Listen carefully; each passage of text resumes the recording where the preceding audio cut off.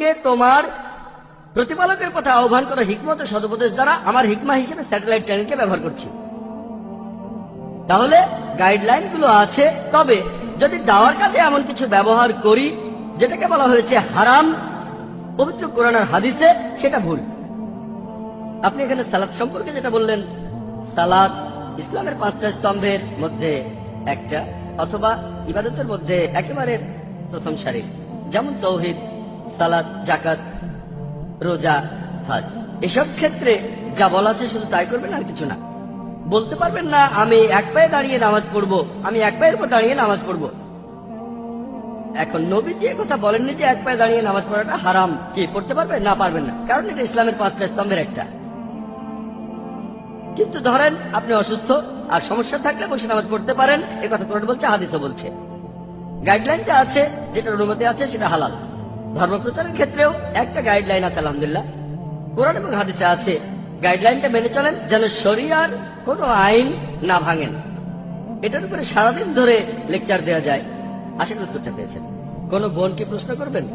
Sir, আমি জানতে চাচ্ছি যে পৃথিবীতে অনেক মানুষ ভুল কাজ করছে, মূর্তি পূজা করছে, নবী মুহাম্মদের বিরুদ্ধে বই লিখছে। আমার ভাবতে খুব অবাক লাগে, এতগুলো মানুষ দোজখে যাবে, এ ব্যাপারে আমরা কিছুই করতে পারবো না। বোন, আপনি প্রশ্ন করলেন যে আমরা পবিত্র কোরআনে দেখি, এছাড়াও সহিহ হাদিস সহ অন্যান্য বইগুলোতেও, যে অনেকেই ভুল করছে, নবীজির বিরুদ্ধে লিখছে। তিনি অবাক হচ্ছেন এতগুলো মানুষ কিভাবে দোজখে যাবে। আমাদের এই জীবনটা হলো পরীক্ষা। আপনারা যদি ভালো করে দেখেন যে নিচু গ্রেডের পরীক্ষাগুলোতে বেশিরভাগ ছাত্র পাশ করে, তবে উপরের লেভেলে গেলে সেখানে পাশ করাটা কঠিন। এছাড়াও আপনারা দেখবেন যে একটা হাদিস বলছে যে নবীজি সাল্লাল্লাহু আলাইহি সাল্লাম বলেছেন দোজখে পুরুষের চেয়ে নারী বেশি থাকবে। লোকে প্রশ্ন করে তাহলে কি নারীরা বেশি পাপ করে? আমি বলি আল্লাহ মালুম। তবে এই পৃথিবীতে নারীদের সংখ্যা বেশি, তাই যুক্তি বলে দোজখেও পুরুষের চাইতে নারীদের সংখ্যায় বেশি হবে, এ কথা আমি বলবো। তবে প্রসঙ্গটা এখানে খুব গুরুত্বপূর্ণ। আর নবীজি বলেছেন দোজখে নারীর সংখ্যা বেশি। কেন? আমি একটা উত্তর দিয়েছিলাম যে পৃথিবীতে নারীর সংখ্যা অনেক বেশি, তাই যুক্তি দিয়ে যদি ধরে নেই যে সমান সংখ্যক মানুষ বেহেশত আর দোজখে যাচ্ছে, আমি জানি না বেহেশতেও নারীদের সংখ্যা বেশি কিনা, হাদিসে এমন কিছু বলা নেই, ব্যাপারটা আলাদা দেখতে হবে। আর বোন, আপনি এখানে প্রশ্ন করলেন যে আপনি খুব অবাক হচ্ছেন, ভাবছেন এতগুলো মানুষ কিভাবে দোজখে যাবে। এখন কথা হচ্ছে যারা এটা বুঝতে পারছেন, তার মানে যারা চলে এসেছেন সরল পথে। তবে অনেক মানুষ এটা বোঝার পরও যেভাবে চিন্তা করে যে ও অন্ততপক্ষে আমি বেহেশতে যাব, তার কারণ অন্যান্য মানুষ খুব খারাপ আর আমি অবশ্যই বেহেশতে যাব। হযরত ওমরের বর্ণিত একটা হাদিসে বলা হয়েছে যে যদি তুমি জানো মাত্র একজন লোক বেহেশতে যাবে, তাহলে আল্লাহ তাআলার কাছে দোয়া করো যেন সেই লোকটা তুমি হতে পারো। বলতে পারেন না ও জানেন লোকজন সবাই আমার চেয়ে ভালো, তাহলে আমার তো বেহেশতে যাওয়ার প্রশ্নই আসে না। দোয়া করেন যেন বেহেশতে যেতে পারেন। আর যদি জানো যে একজন লোক দোজখে যাবে, তাহলে আল্লাহ তাআলার কাছে দোয়া করো আমি যেন সেই লোকটা হই। বলতে পারেন না জানেন আমি তো এত ভালো কাজ করি, দিনে 5 ওয়াক্ত নামাজ পড়ি, আমি যাকাত দেই, অমুক লোকটা চোর, অমুক লোকটা পাপ করছে, তাহলে যে লোকটা দোজখে যাবে সে অবশ্যই আমি না। যদি আপনি জানেন যে একজন লোক যাবে দোজখে, তাহলে আল্লাহ তাআলার কাছে আপনি দোয়া করেন যেন আপনি সেই লোকটা না হন। তাহলে এই হাদিসের উপর ভিত্তি করে দেখছি যে আমাদের উচিত আল্লাহ তাআলার গাইডলাইন মেনে চলা। এখানে কোরআনে আল্লাহ তাআলা বলেছেন বেশিরভাগ মানুষ এখনো জানে না, তার মানে বেশিরভাগ মানুষই নির্দেশগুলো মেনে চলছে না। আল্লাহ সুবহান। একসময় শেখ দিদাত যখন স্টেজে উঠতেন, লোকজন বলতো হিকমার সাথে বলেন, পরোক্ষভাবে লোকজন বলছে কঠিন ভাবে বলবেন না। কোরআন কিন্তু এমন কথা বলছে না। কোরআন বলছে মানুষকে তোমার প্রতিপালকের পথে আহ্বান করো হিকমত ও সদুপদেশ দ্বারা। তাহলে কোরআন বলছে হিকমত আর সদুপদেশের কথা। এখানে কিছু মানুষ ভুল বুঝতে পারে, তারা ভাবতে পারে যে হিকমত আর সদুপদেশ মানে সবসময় নরম। এটা হতে পারে, বেশিরভাগ সময় নরম থাকবেন, তবে একেবারে 100% নরম থাকলে হবে না। কোরআন বলছে হিকমত আর সদুপদেশ। আর যেটা এক সময় হিকমা, অন্য সময় সেটা হিকমা নাও হতে পারে, এটা পরিস্থিতির উপর নির্ভর করে। আর লোকজন আমাকেও বলে, যখন লেকচার দিতে যাই আমি অমুসলিমদের উদ্দেশ্যে, লেকচারের আগে বলে জাকির ভাই হিকমার সাথে বলেন। পরোক্ষভাবে আমাকে বলছে জাকির ভাই নরম করে, খুব কঠিন করে বলবেন না, আক্রমণ করবেন না। আমি বলছি না যে হিকমা মানে আক্রমণ করা, হিকমা মানে সদুপদেশ, মানে কাজটা ঠিক মতো করতে হবে, তারা যেন ইসলাম সম্পর্কে জানতে পারে। আর আপনারা যদি এই আয়াতের প্রসঙ্গটা দেখেন, সূরা নাহলের 125 নম্বর আয়াতের প্রসঙ্গটা, এটা হচ্ছে কয়েকটা আয়াত আগেই 120 নম্বর আয়াতে বলা হয়েছে যে নবী ইব্রাহিম আলাইহিস সালামের মধ্যে রয়েছে উত্তম দৃষ্টান্ত। তার মানে ইব্রাহিম আলাইহিস সালামের জীবনটা তোমরা দেখো কিভাবে ধর্ম প্রচার করছেন। এবারে ক্রস রেফারেন্স খোঁজেন, দেখবেন যে পবিত্র কোরআনের আরেকটা আয়াত আছে তিনি দেবতার মূর্তি ভেঙেছিলেন। অন্য আরেকটা আয়াত আছে নবী ইব্রাহিম আলাইহিস সালাম তার বাবাকে বলেছিলেন আপনি মুশরিক, তাকে বাসা থেকে তাড়িয়ে দেওয়া হয়েছিল। তাহলে কিছু কিছু ক্ষেত্রে মুশরিককে মুশরিক বলতে হবে, হোক সেই মুশরিক আপনার বাবা, বাসা থেকে তাড়িয়ে দেওয়াও হতে পারে। এটাই হলো হিকমা। মানুষ আসলে পবিত্র কোরআনের অনেক গাইডলাইনই বুঝতে পারে না। এটা হলো একটা গুরুত্বপূর্ণ আয়াত ধর্ম প্রচারে। এরকম আরো অনেক আয়াত আছে, যেমন ধরুন সূরা ইমরানের 64 নম্বর আয়াতে উল্লেখ করা হয়েছে তাআলা ইলা কালিমাতিন সাওয়াইম বাইনানা ওয়া বাইনাকুম, এসো সেই কথাই যাহা আমাদের ও তোমাদের মধ্যে এক। প্রথম সাদৃশ্যটা কি? আল্লাহ নাবুদা ইল্লাল্লাহ, যে আমরা আল্লাহ ছাড়া আর কারো ইবাদত করি না। এটা একটা গাইডলাইন, আর আমার মনে হয়, আমার মতে এটা হলো ধর্মপ্রচারের একটা মাস্টার কি। কোন অমুসলিমের সাথে কথা বললে সাদৃশ্যের কথা বলবো, তাদের ধর্মগ্রন্থে যেটা আছে আমাদের ধর্মগ্রন্থে যেটা কমন তাকে অন্তত সেটা মানতে বলবো। আর এখানে সবচেয়ে গুরুত্বপূর্ণ এই সাদৃশ্যের কোরআন বলছে সেটা আল্লাহ নাবুদা ইল্লাল্লাহ, আল্লাহ ছাড়া কারো ইবাদত করি না। তাহলে ধর্মপ্রচারের সবচেয়ে গুরুত্বপূর্ণ দিকটা হলো তৌহিদ। এভাবে কোরআনে কিছু গাইডলাইন দেয়া আছে, হাদিসে কিছু গাইডলাইন আছে। যেমন আমাদের নবীজি বলেছেন, এটার উল্লেখ আছে সহিহ বুখারীতে, বাল্লিগু আন্নী ওয়ালা আয়া, মাত্র একটা আয়াত জানলেও ধর্মপ্রচার করো। আপনি যদি ইসলাম সম্পর্কে একটা আয়াতও জানেন আর জানেন সেটা ঠিক, তাহলে প্রচার করেন। পবিত্র কোরআনে এরকম আরো অনেক আয়াত আছে আর হাদিস যেখানে দাওয়ার কথা বলা হয়েছে। তবে এটা যেহেতু এমন না যে সালাত, যাকাত বা তাওহীদ অথবা কোরআন আর হাদিসে যেটার উল্লেখ আছে তার কিছু আছে ফরজ, কিছু আছে মুস্তাহাব। কোরআনের সেই আয়াত অথবা হাদিসের প্রসঙ্গের উপর নির্ভর করে।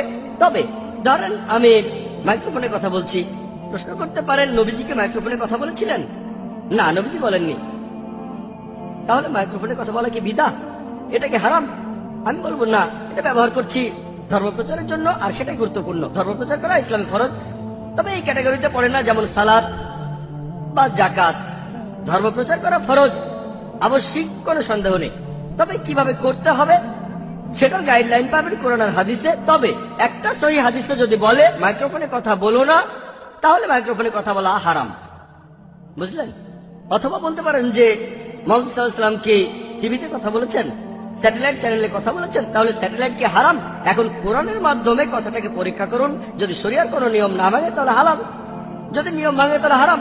বেশিরভাগ টেলিভিশন প্রোগ্রামে হারাম, কারণ এগুলোতে থাকে অশ্লীলতা, অনইসলামিক অনুষ্ঠান। তবে এরকম অনুষ্ঠান না থাকলে সেটা হবে হালাল। আমরা এটাকে ব্যবহার করতে পারি এই মিডিয়াকে ইসলাম প্রচারের জন্য। যদিও কোরআন আর হাদিসে এর উল্লেখ নেই, তবে একটা আয়াত এমন বলছে মানুষ আসবেন, ঈসা আলাইহিস সালামও আসবেন, অবশ্যই তারা আসবেন, আর পৃথিবীতে একদিন খিলাফত প্রতিষ্ঠিত হবে। আমরা অপেক্ষা করছি ইনশাআল্লাহ। তবে আমাদের কোরআন আর হাদিস মেনে চলতে হবে। তিনি কবে আসবেন জানি না, এখন না পরে আসবেন তা জানি না। আমাদের কোরআন এবং হাদিস মেনে চলতে হবে, সেটাই গুরুত্বপূর্ণ। যারা নিজেদের ইমাম মাহাদি বলেছেন বেশিরভাগই কোরআন এবং সুন্নাহ থেকে সরে গিয়েছিলেন। তাই আমাদের কোরআন এবং হাদিস মেনে চলতে হবে আর আল্লাহ রাসূলের আদেশ মানতে হবে। আশা করি উত্তরটা পেয়েছেন। হ্যাঁ ভাই। আসসালামু আলাইকুম। ওয়ালাইকুম আসসালাম ওয়া রাহমাতুল্লাহ। জাকির ভাই, আমরা ভালো কাজে উৎসাহ দেই আর খারাপ কাজে নিষেধ করি। এখন মুসলিম এলাকায় যে মদের দোকানগুলো আছে তারা যেন অন্তত পক্ষে মুসলিম এলাকায় মদ বিক্রি না করে, সেজন্য কি করতে পারি? আপনি কি বলেন? ভাই প্রশ্ন করলেন আর সূরা ইমরানের 110 নম্বর আয়াতের উদ্ধৃতি দিলেন, যেখানে বলা হয়েছে কুনতুম খায়রা উম্মাতিন উখরিজাত লিন-নাস তা'মুরুনা বিল মারুফি ওয়া তানহাউনা আনিল মুনকার ওয়া তু'মিনুনা বিল্লাহ। মুসলিমরা তোমরাই শ্রেষ্ঠ উম্মত, কারণ তোমরা সৎ কাজে নির্দেশ দাও, অসৎ কাজে নিষেধ করো, আল্লাহকে বিশ্বাস করো। আপনি বলছেন যে ইন্ডিয়ায় অনেক মদের দোকান আছে, বিশেষ করে যেগুলো মুসলিম এলাকায়, এরা যাতে মদ বিক্রি না করে সেজন্য আমরা কি করতে পারি? যখনই খারাপ কিছু দেখবেন, আমাদের নবীজি সাল্লাল্লাহু আলাইহি ওয়াসাল্লাম বলেছেন যখন খারাপ কিছু দেখবেন হাত দিয়ে থামাতে পারলে সেটা হাত দিয়ে থামান, মুখ দিয়ে থামাতে পারলে মুখ দিয়ে থামান। কমপক্ষে আপনি মনে মনে অভিশাপ দেন, আর এটা করলে হবেন একেবারে নিচু স্তরের মুমিন। খারাপ জিনিসকে থামানোর অনেক পদ্ধতি হতে পারে, হাত অথবা মুখ, এর কোনোটাই যদি করতে না পারেন তাহলে মনে মনে অভিশাপ দেন।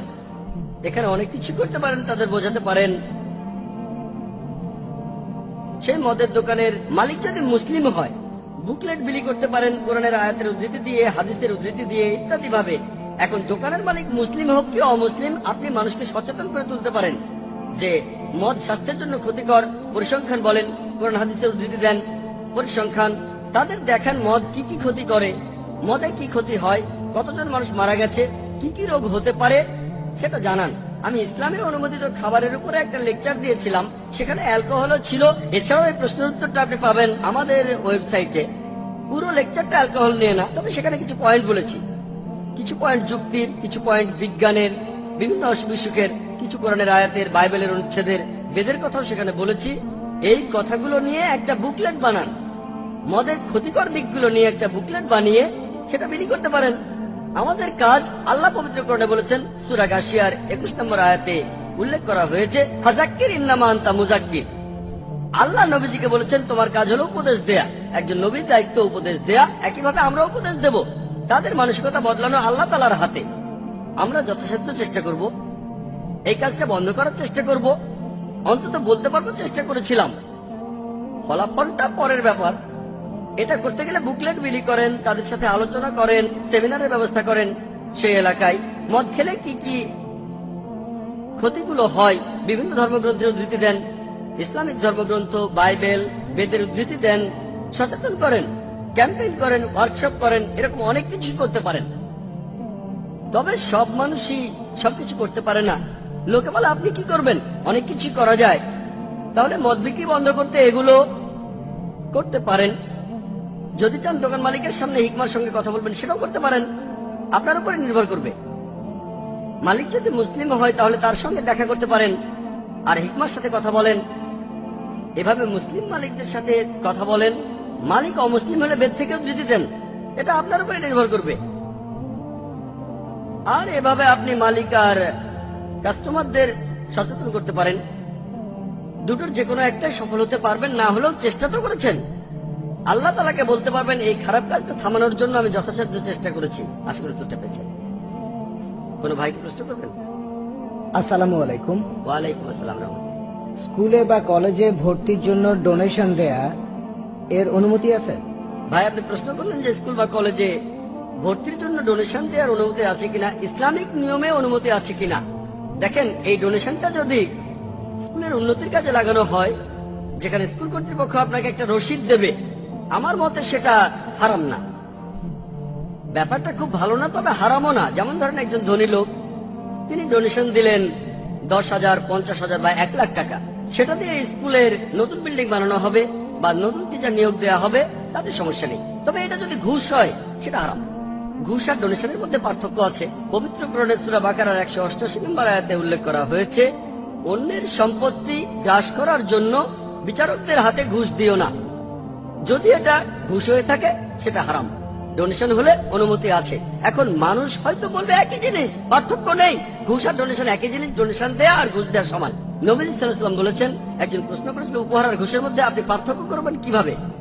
তুমি ওই অবস্থানে না থাকলে, উপহারটা যদি না আসতো তাহলে ঘুষ। এখন আমরা অনেকে ডোনেশন দেই মেডিকেল কলেজে অথবা ইঞ্জিনিয়ারিং কলেজে অথবা কোনো স্কুলে। যদি ডোনেশন দেন, আপনি যদি অফিসিয়াল কোনো রসিদ পান আর টাকাটা দিয়ে যদি স্কুলের কোনো উন্নতি হয়, এই উদ্দেশ্যে আসল সংরক্ষিত থাকলে আমার মতে কোনো সমস্যা নেই। কিন্তু ডোনেশনের এই টাকাটা যদি প্রিন্সিপালের পকেটে যায় অথবা ম্যানেজমেন্টের পকেটে, কোনো টিচারের পকেটে, তাহলে হারাম, এটা ঘুষ। আপনি বেশিরভাগ ক্ষেত্রে দেখবেন যে ডোনেশনটা দেবেন সেটা কারো পকেটে চলে যাবে, রসিদ দিতে পারে বা নকল রসিদও দিতে পারে, এটাও ঠিক না। তাহলে যদি ডোনেশন দিতে চান, এই ব্যাপারগুলো দেখতে হবে। আর এই ব্যাপারগুলো দেখে আপনি ডোনেশন দিতে পারেন, টাকাটার সদ্ব্যবহার হবে। তবে যদি তারা সরাসরি ঘুষ চায়, সেটা হারাম। ঘুষ দিয়ে ভর্তি করানো সম্পূর্ণ হারাম। আশা করি উত্তরটা পেয়েছেন। কোন বোন কি প্রশ্ন করবেন? আসসালামু আলাইকুম। ওয়ালাইকুম আসসালাম রাহমাতুল্লাহ। আমি জানতে চাচ্ছিলাম যে নবীজি সাল্লাল্লাহু আলাইহি ওয়াসাল্লামের সময়ে আজিল আর মুতাহ এই দুইটার অনুমতি ছিল, এই ব্যাপারে কিছুটা বিস্তারিত বলবেন? বোন, আপনি প্রশ্ন করলেন যে আমাদের নবীজির সময়ে উজুল মানে সহবাস থেকে বিরত থাকা, আর মুতা মুতা মানে অস্থায়ী বিয়ে। এই দুটোর অনুমতি ছিল। এ ব্যাপারে বিস্তারিত জানতে চাইলেন।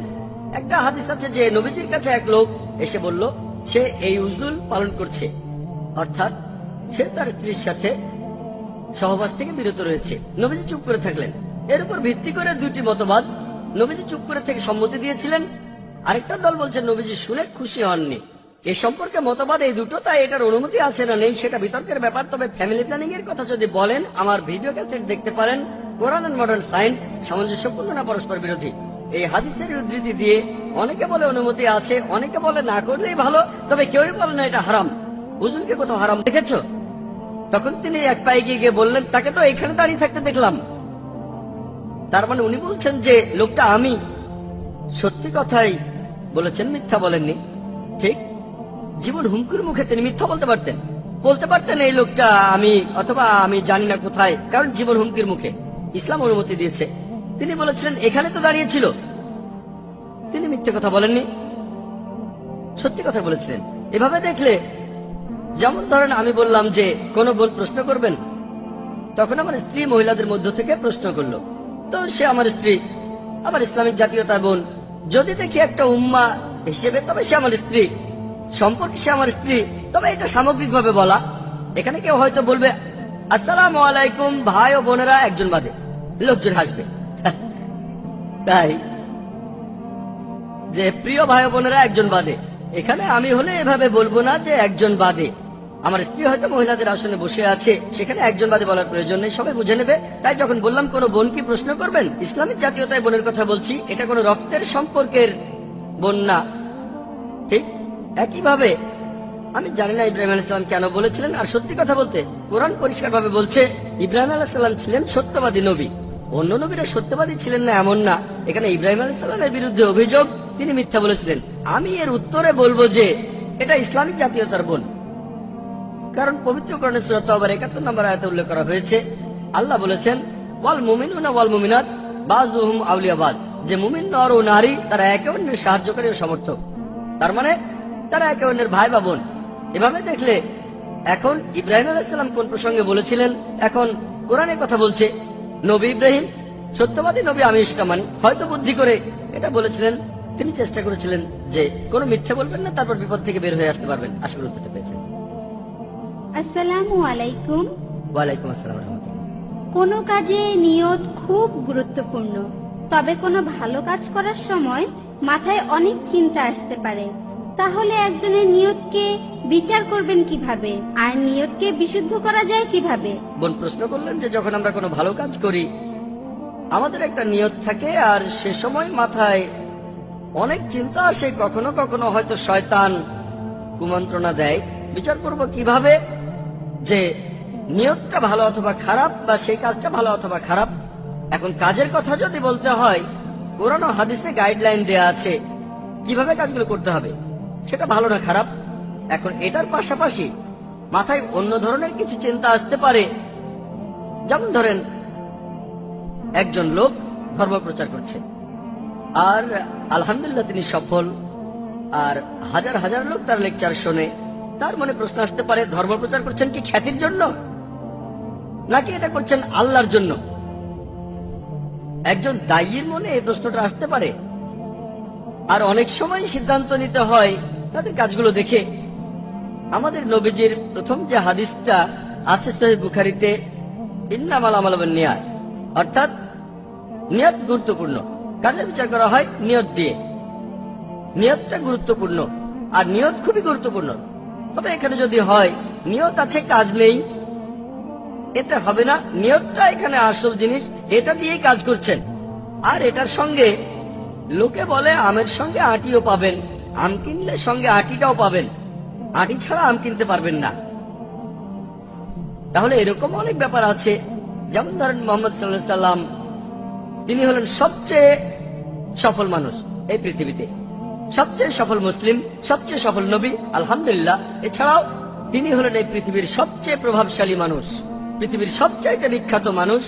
লোকজন তার নামে অভিযোগ করে যে নবীজি মুহাম্মদ সাল্লাল্লাহু আলাইহি ওয়াসাল্লাম নাউজুবিল্লাহ এগুলো করেছিলেন খ্যাতির জন্য। অনেকেই অভিযোগ করে, আমার লেকচারে বলেছিলাম is the Quran God's word, আমি পশ্চিমাদের দেয়া বিভিন্ন অভিযোগের কথা বলেছি, সন্দেহবাদীদের কথা বলেছি, তবে লোকজন এখানে অন্য আর অভিযোগ করেছে। নবীজিকে নিয়ে অনেকে হয়তো বলে তিনি করেছিলেন টাকার জন্য, সম্পদের জন্য করেছিলেন, এরকম আরো অনেক কিছু। এবার নবীজির জীবনটা একটু ভালো করে দেখেন যে মক্কা শহরের মুশরিকরা তাকে রাজা বানাতে চেয়েছিল। একবার নবীজি যখন ধর্ম প্রচার করতে গেলেন, কুরাইশ আর অন্যান্য গোত্রের সব নেতারা তখন নবীজিকে বলল, তোমার ধর্মটা তুমি বাদ দাও, আমরা তোমাকে রাজা বানাবো, এই পৃথিবীর সব সম্পদ দিয়ে দেব। নবীজি বললেন, যদি সূর্যকে আমার ডান হাতে রাখো আর চাঁদকে আমার বাম হাতে, তারপরও আমি আল্লাহর ধর্মকে ত্যাগ করব না। এটাই প্রমাণিত হয় যে নবীজি এই কাজগুলো অর্থ সম্পদের জন্য করেননি। একইভাবে পুরো জীবনটাকে দেখেন, ভালো কাজের সময় যদি মাথায় কোনো চিন্তা আসে, সেটাকে পরীক্ষা করতে হবে, এটাই কি সেটা নাকি অন্য কিছু। হয়তো সেই চিন্তাটা ঠিক, হয়তো অনিচ্ছাকৃত ভাবে আপনি এই কাজটা করছেন খ্যাতির জন্য, সেটা ঠিক না। আর মানুষ ভুল করতে পারে, কোনো মানুষই বলবে না সে পারফেক্ট। তাহলে এখানে দেখতে হবে যে আপনার কাজ সেটা যেন আল্লাহ তাআলা এবং তার রাসূলের জন্য হয়। আপনি যে কাজই করেন, ধর্মপ্রচার বা অন্য কোনো ভালো কাজ ইত্যাদি, দুটো দিকই চিন্তা করতে হবে। আর তখনই বুঝতে পারবেন যে এটা টাকার জন্য কি। আচ্ছা, পরীক্ষা করে দেখলাম তিনি টাকার জন্য করছেন না, তাহলে কি খ্যাতির জন্য? আর এভাবে আমরা নিজেদের কাছে একেবারে পরিষ্কার থাকব। অন্যরা যা বলে বিশ্বাস করেন, সেটা নিয়ে ভাববেন না। কারণ আপনারা হয়তো জানেন পৃথিবীতে যে মানুষটার বিরুদ্ধে সবচেয়ে বেশি বই লেখা হয়েছে তিনি মুহাম্মদ সাল্লাল্লাহু আলাইহি ওয়াসাল্লাম। তাই যদি বলেন যে মানুষটার বিরুদ্ধে সবাই কথা বলে, সেই লোকটা সম্ভাবনা বেশি যে সে খারাপ, তাহলে নবীজি সাল্লাল্লাহু আলাইহি ওয়াসাল্লাম নাউজুবিল্লাহ, তার বিরুদ্ধে সবচেয়ে বেশি বই লেখা হয়েছে, তার মানে এই না নাউজুবিল্লাহ তিনি খারাপ। নিঃস্বার্থভাবে তিনি কাজ করে গেছেন, তিনি সর্বশ্রেষ্ঠ নবী। তারা যখন আমাদের নবীকে ছাড়ছে না, তাহলে আপনি আমি কে? তাই অন্যদের কথা নিয়ে মাথা ঘামাবো না, বরং আমরাই বিচার করব কোরআন ও হাদিসের উপর নির্ভর করে। এটা সবসময় বলি। তবে এর পাশাপাশি এমন লোকও পাবেন যারা ইসলামকে ব্যবহার করছে খ্যাতির জন্য, অর্থ সম্পদের জন্য। এমন অনেক লোকই আছে, তারা ইসলামের লেভেলটা লাগায় এটা করে টাকার জন্য, ইসলামের লেভেলটা লাগিয়ে তারা নিজেদের স্বার্থ উদ্ধার করে। তাহলে একজন মুসলিম হিসেবে ব্যাপারটা আমাদের বিচার করতে হবে। আর বিচার করতে গেলে মানুষ কি বলছে সেটা শুনবেন না, দেখবেন কোরআন এবং হাদিস। আর সেজন্যই দায়ীদের মধ্যে আমরা যখন কোনো মিটিং এর ব্যবস্থা করি, আমি সবসময় বলি কোরআন হাদিসকে ভিত্তি করে বলেন। আর লোকে যা বলে, হ্যাঁ তারা যা বলে সেটা শোনেন, কালা হয়ে বসে থাকবেন না। তবে দেখেন সে কথাগুলো কেমন। মানুষ অনেক অভিযোগ করতে পারে, মানুষের সেই অভিযোগ ঠিকও হতে পারে, ভুলও হতে পারে। তবে আমি একজন দায়ী হিসেবে আপনাকে বলবো, কোরআন এবং হাদিস মেনে চলার চেষ্টা করুন। মাথায় খারাপ চিন্তা আসবেই, এটা করে শয়তান। পবিত্র কোরআনে সূরা নাসের 1 থেকে 4 নম্বর আয়াতে উল্লেখ করা হয়েছে, শয়তান কুমন্ত্রণা দিতে পারে, অথবা আপনার মনে ভালো চিন্তা আসতে পারে, অথবা এতে আপনার জন্য উপকারও হতে পারে। যেমন ধরুন, সকালে নামাজের সময় ঘুম থেকে উঠি, আসসালাতু খায়রুম মিনান নাওম, আজানে এটা বলা হয় নামাজ পড়া ঘুমের চাইতে উত্তম। শয়তান বলবে সবেমাত্র তো সময় হলো, 1 ঘন্টা আছে, 1 ঘন্টা হাতে সময় আছে, আরো 15 মিনিট ঘুমিয়ে নাও। আবার হয়তো উঠতে যাচ্ছেন, এখনো 45 মিনিট বাকি আছে, নামাজ পড়ো। বলছি না যে নামাজ পড়ো না, তবে আর 15 মিনিট ঘুমিয়ে নাও, 45 মিনিট বাকি আছে, এটা তো অনেক সময়। তারপর আধ ঘন্টা 10 মিনিট সময় চলে গেল, আপনি দেখলেন সময় শেষ। তাহলে মাথায় খারাপ চিন্তাগুলো আসতে পারে, খারাপ কাজ। আমাদের নবীজি বলেছেন যত তাড়াতাড়ি সম্ভব নামাজ পড়ো। যদি আপনারা এই হাদিসটা জানেন, হাদিসটা বলছে যত তাড়াতাড়ি সম্ভব, তাহলে আপনি খেতে পারে এরকম। এই ব্যাপারটা সম্পর্কে আপনি কি বলেন? ভাই প্রশ্ন করলেন, যখন আপনি উমরায় গিয়েছিলেন তখন দেখেছিলেন যে সেখানে হোটেলের ভাড়া অনেক বেশি, 800 রিয়াল, যেটা আসলেই বেশি। আপনাকে একটা কথা বলি, আমি একমত। ভাড়া বেশি যখন সিজন থাকে, সেটা হলো হজের মাসে, হজের সময় খরচ খুব বেশি, আর রোজার সময় খরচ বেশি। শুধুমাত্র এই দুটোর সময় এখানে খরচ বেড়ে যায়, কারণ সে সময় অনেক মানুষ এখানে আসে মক্কা আর মদিনার পবিত্র মাটিতে। এছাড়া অফ সিজনে এটা পৃথিবীর সস্তা জায়গার একটা। 800 রিয়াল ভাড়া হয় পিক সিজনে, তখন হারাম শরীফের কাছাকাছি হোটেলগুলোতে খরচের পরিমাণটা খুব বেশি বেড়ে যায়, অন্য সময় খরচ কম হয়। 800 রিয়াল এটা কিছুই না।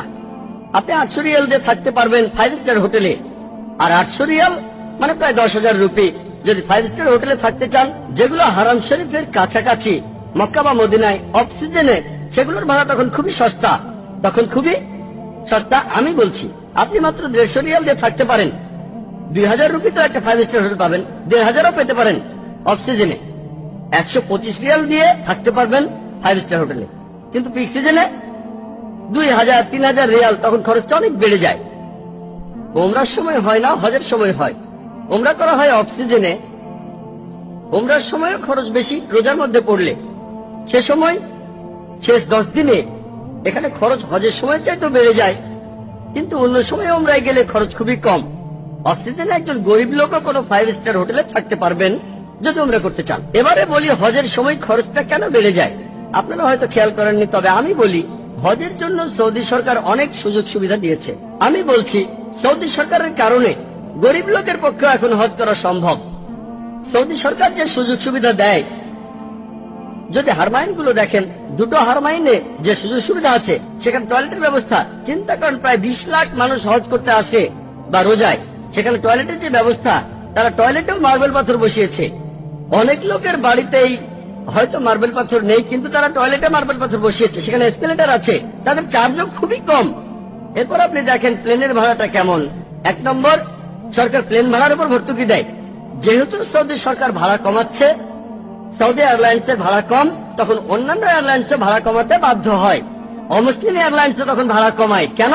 কারণ সৌদি আরব ভাড়া কমিয়েছে। সৌদি আরব বলছে যদি আপনারা উমরা বা হজ করতে আসেন, আমরা 25% ডিসকাউন্ট দেব, মাঝে মধ্যে 40% ডিসকাউন্ট দেয়। যেহেতু সৌদি এয়ারলাইন এটা করছে, অন্যান্যরাও ভাড়া কমাতে বাধ্য হয়। তারা মুসলিমদের জন্য করছে না, কিন্তু এমনটা না করলে তারা ব্যবসা হারাবে, তাই তারা তখন ভাড়া কমিয়ে দেয়। অনেক প্লেন যায়, এখানে আসলে তারা ব্যবসা করছে। অন্য কোন সময় সৌদি আরবে গেলে 29,000 রুপি খরচ হবে, বোম্বে থেকে রিটার্ন টিকিট সহ।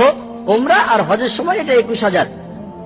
ভর্তুকি খরচ কম। তাহলে দেখছেন 1 নম্বর পয়েন্ট, প্লেন ভাড়া কমানো হয়। 2 নম্বর পয়েন্ট, সরকার যে সুযোগ সুবিধা দেয়, ওমরার সময় যে ট্যাক্স নেয় সেটা খুবই সামান্য, এখানেও ভর্তুকি। এবারে খাবারের কথা যদি বলেন, খাওয়া খুবই সস্তা।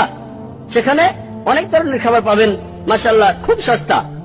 পাকিস্তানি খাবার, এই খাবার, ওই খাবার, ফাস্ট ফুড, সবকিছু। এখন থাকা, আপনি যে হোটেলের কথা বলছেন সেগুলো হারাম শরীফের কাছাকাছি, হারমাইন। এখন হয়তো আপনার বাজেটে কুলাচ্ছে না, এমন হোটেল নেন যেটা একটু দূরে। আমি জানি এমনকি হজের সময়ও কিছু হোটেল আছে যেগুলোর খরচ দিনে 50 রুপি। এখন যদি হারাম শরীফের কাছে থাকেন, হোক 5 স্টার হোটেল বা সাধারণ হোটেল, হারমাইনের কাছাকাছি যে হোটেল, সেগুলোর জমির দাম খুব বেশি। সেখানকার জমির দাম অনেক বেশি। 5 স্টার হোটেল না হলেও সেখানে খরচ বেশি। যদি হারাম শরীফের কাছাকাছি হোটেলে থাকেন, সেটা 5 স্টার না হলেও সেখানে ভাড়া হয়তো 1000 রিয়ালের বদলে 400 রিয়াল হবে। বুঝতে পেরেছেন? কারণ সেখানকার জমির দাম বেশি। জমির দাম বেশি কেন? হারাম শরীফের কাছাকাছি। তাহলে গরিব মানুষ হজ করতে গেলে একটু দূরে কোনো হোটেলে গিয়ে থাকতে পারেন, 1 মাইল দূরে, সমস্যা কোথায়?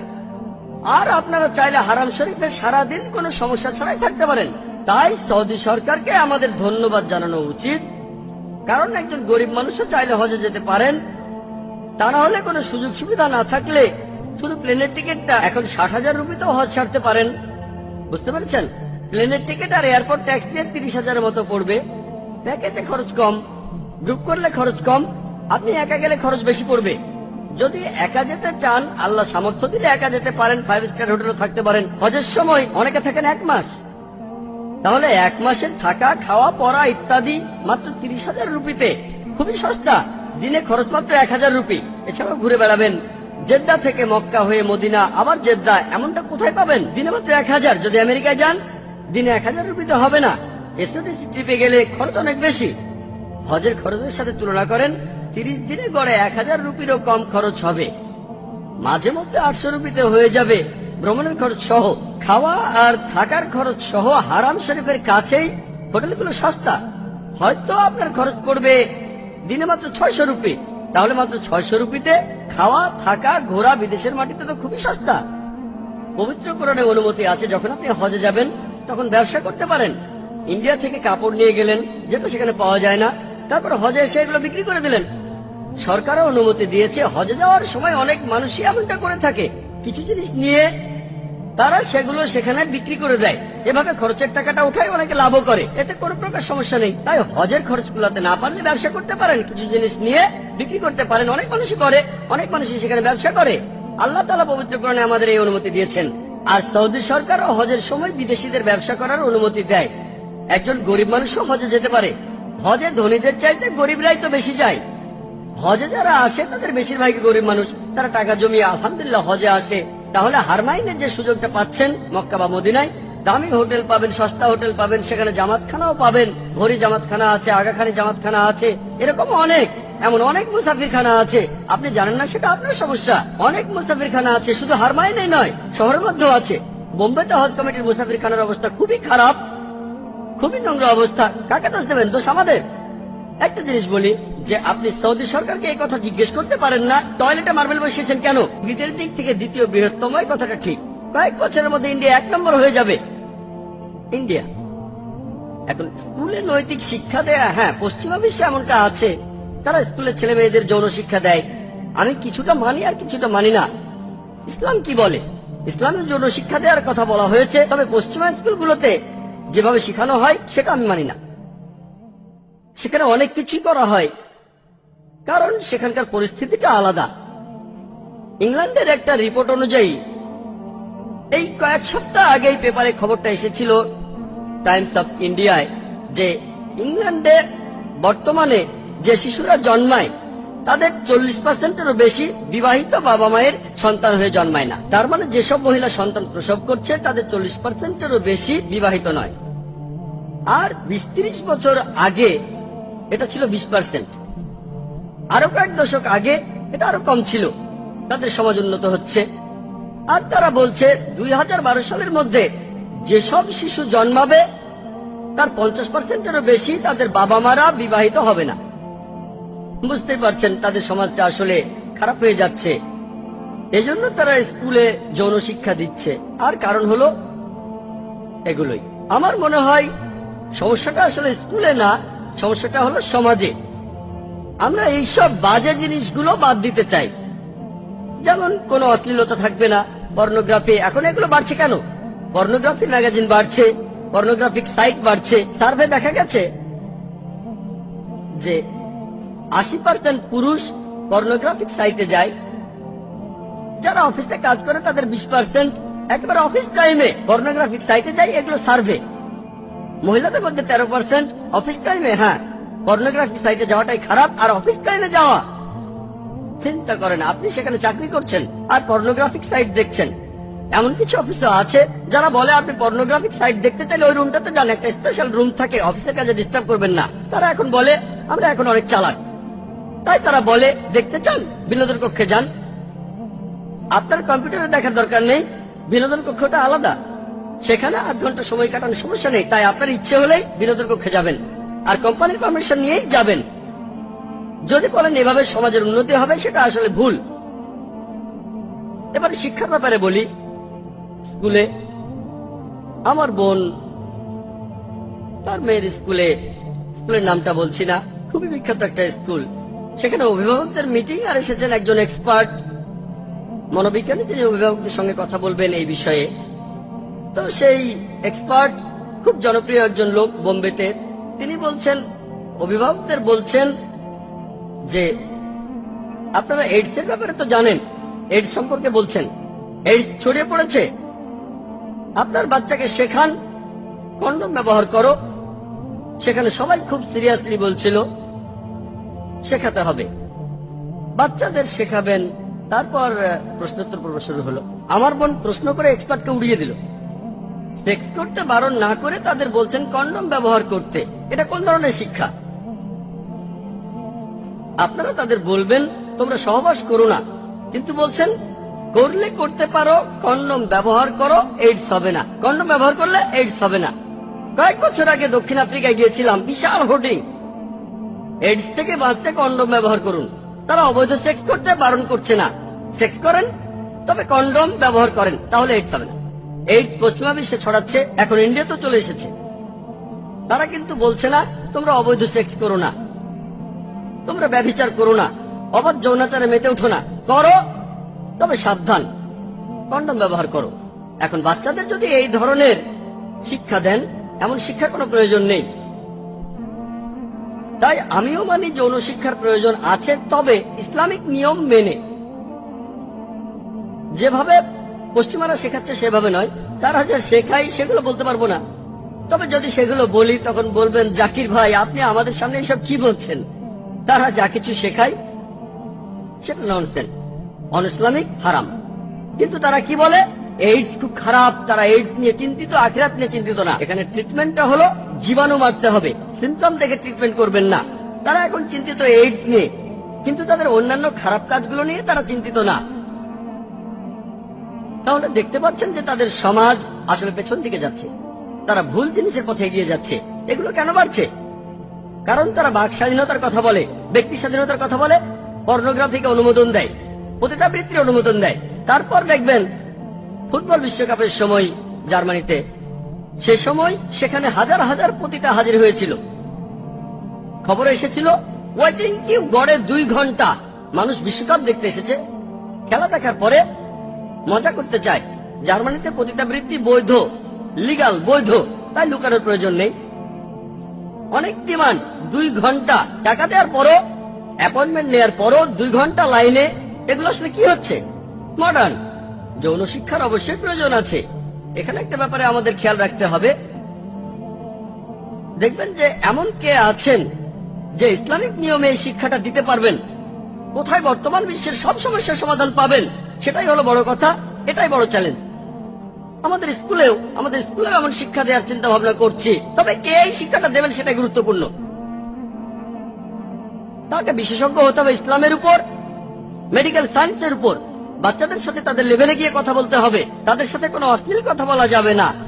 কোরআনে এমন কথা আছে, আল্লাহ তাআলা বলেছেন পবিত্র কোরআনে, আরবি শব্দগুলো সেগুলো ব্যাখ্যা করে বলবেন। তাদেরকে আপনি শেখাতে পারেন ভদ্রভাবে, অশ্লীল ভাবে না। তাই এই কথাগুলো বলবেন আল্লাহ সুবহানাহু ওয়া তাআলা যেভাবে পবিত্র কোরআনে বলেছেন। অন্য বইয়ের সঙ্গে তুলনা করুন, তারপর পার্থক্যটা দেখুন।